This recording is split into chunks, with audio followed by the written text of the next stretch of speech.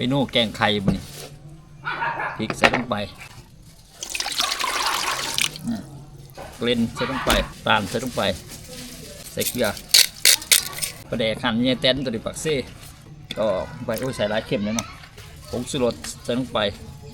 ปลาไข่เป็ด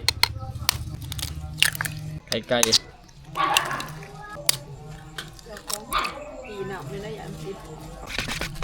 เพิ่มเมนูแกงไข่นี่อากาศหนาวๆต้องเมนูแกงไข่ปิดฟ้าอัดไปผักบัวใส่ลงไปปิดฟ้า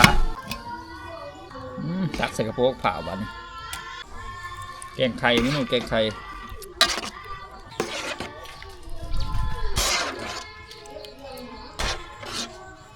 โอเคเสร็จเรียบร้อย